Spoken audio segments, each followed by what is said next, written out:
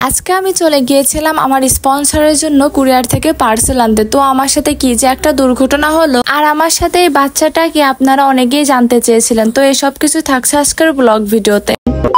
Hello guys, welcome to my Tanjin Mishti daily blog. I hope আপনারা সবাই ভালো আছেন। আলহামদুলিল্লাহ, আপনাদের দোয়ায় ও ভালোবাসায় আমি অনেক ভালো আছি। মূল ভিডিও শুরু করার আগে বলে রাখি, আপনি যদি আমার পেজের নতুন সদস্য হয়ে থাকেন তাহলে আমার পরবর্তী ভিডিও দেখার জন্য অবশ্যই আমার পেজটিকে ফলো দিয়ে পেজটির পাশে থাকবেন। ধন্যবাদ। এখন আমি চলে যাচ্ছি কুরিয়ার থেকে পার্সেল আনতে। আর আমি যেহেতু একা যাচ্ছিলাম তাই ভাবলাম যে আমার সাথে করে আমার বেবি আর আমার ভাইয়ের মেয়েকে নিয়ে যাই। কিছুক্ষণের মধ্যে চলে আসলাম আমরা ঝিনাইদহ শহরের মধ্যে। আসার পর তো দেখে আমার সোনা বেবি একদমই ঘুমিয়ে গিয়েছে। তো আর কি করবো, ঘুম অবস্থায় নিয়ে চলে যাচ্ছিলাম এখন কুরিয়ার থেকে পার্সেল আনতে। তো এই যে আমরা পার্সেলটা নিয়ে নিলাম। এখন পার্সেলটা নেওয়া শেষ করা এখন আমরা ভাবছি যে কি করব। তারপর আমার ভাইয়ের মেয়ে বললো যে চলো ছোট ফুচকা খেয়ে আসি। তো আমরা একটা রিক্সা নিয়ে সোজা চলে আসলাম শিল্পকলার সামনে। আর এই শিল্পকলার 2 নাম্বার দোকানে রয়েছে ছোট ফুচকা। আমি 2 নাম্বার দোকানে আসার পর আগে অর্ডারটা দিয়ে দিলাম, তারপরে ভিতরে চলে আসলাম। ভিতরে আসার পর দেখি জায়গাটা অনেক নিরিবিলি আছে। এবার এখানে আমাকে বলতেছে আম্মা আমাদের কখন ছোট ফুচকা দেবে। তো দেখি 2 মিনিটের মধ্যে আমাদের ছোট ফুচকা দিয়ে গেল। আমি এই বাদকে ঝাল ফুচকা খাওয়াচ্ছিলাম, কিন্তু আমার ঝাল ফুচকাতে অনেক বেশি ঝাল ছিল, তাই ও খেতে পারছিল না। তাই ওর জন্য আবার দই ফুচকা অর্ডার দিলাম, কিন্তু দই ফুচকা ঝাল ফুচকা দুটোই একসাথে খাচ্ছিল। ঝালও খাবে কিন্তু খাওয়া থাকবে না। ফুচকা খাওয়া শেষ করলাম। আর বাদে যেহেতু অনেক বেশি ঝাল লেগে গিয়েছিল তাই ওকে একটা আইসক্রিম কিনে দিলাম। এখন আমরা চলে যাচ্ছি ঝিনাইদহ বাংলোর মধ্যে, কারণ এবার এর আগে কখনো এখানে আসেনি, তাই ভাবলাম যে ওর সাথে এখানে একটু ঘোরাঘুরি করব। এবার তো এই জায়গাটা এসে মহা খুশি, কারণ এই জায়গাটা অনেক বেশি খোলামেলা ছিল, দৌড়াদৌড়ি করতে অনেক বেশি সুবিধা হচ্ছিল। এখন তোমাদের সাথে শেয়ার করি, এটা হচ্ছে আমার আপুর ছেলে, কিন্তু ছোট থেকে আমি ওর সাথে থাকছি, তাই জন্য মনে হয় যে এখন ও আমার ছেলে।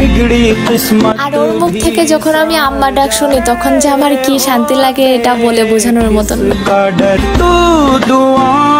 তো আমরা বাংলা থেকে বের হয়ে পড়লাম। আর এটা হচ্ছে আমার খালাতো ভাইয়ের মেয়ে, ও ক্যামেরার সামনে বেশি একটা আসে না। আর এখন দেখি আকাশটা অনেক বেশি মেঘলা হয়ে গিয়েছে, আর কিছুক্ষণ পর দেখি বৃষ্টিও শুরু হয়ে গেল। তো আর কি আমরা তাড়াতাড়ি করে গাড়িতে উঠে পড়লাম। এখন আমরা বাসার দিকে রওনা দিয়ে দিলাম। আর এই তাড়াহুড়ো করে গাড়িতে উঠার পর যে আমার সাথে এমন কিছু একটা হবে সেটা আমি এখন পর্যন্ত ভাবতে পারিনি। অনেক বেশি বৃষ্টি হচ্ছিল, সেই কারণে আমি আবার আম্মুকে কল দিয়ে বললাম যে আম্মু তুমি রাস্তায় দাঁড়াও ছাতিটা নিয়ে। এইখানে আমি আবার ইবাদের সাথে অনেক বেশি দুষ্টুমি করছিলাম আর গল্প করছিলাম। তারপর খেয়াল করে দেখি আমরা প্রায় বাসার কাছাকাছি চলে এসেছি। বাসার কাছাকাছি আসার পর আমরা তো তাড়াহুড়ো করে নেমে পড়ছি, কারণ অনেক বেশি বৃষ্টি হচ্ছিল। বাসার সামনে আসার পর তো দেখি একদম হাঁটু সমান পানি হয়ে গিয়েছে, মনে হচ্ছে যে আমার বাসার সামনেই বন্যা হয়ে গেছে। এখন আমার আম্মু আমাকে জিজ্ঞেস করতেছে তুই যে পার্সেলটা আনতে গিয়েছিলি সেই পার্সেলটা কোথায়। আমি আবার ভাবছি যে পার্সেলটা হয়তো আমার ভাইয়ের মেয়ের কাছে, কিন্তু ওর কাছে যখন জিজ্ঞেস করছে ও বলছে যে পার্সেলটাও নিয়ে আসেনি। তো আর কি আমার এখন বোঝা শেষ যে আমরা তাড়াহুড়ো করতে যে গাড়ির মধ্যে পার্সেলটা রেখে চলে আসছি। তারপর আমার ভাই কথা শোনার পর আমাকে বললো যে চল আমরা ইজি বাইকটা খুঁজে বের করি। আমি আর আমার ভাই আব্বুর বাইকটা নিয়ে এখন ইজি বাইকটা খুঁজতে বের হয়ে পড়লাম। আর আমার তো এখন অনেক বেশি টেনশন হচ্ছে।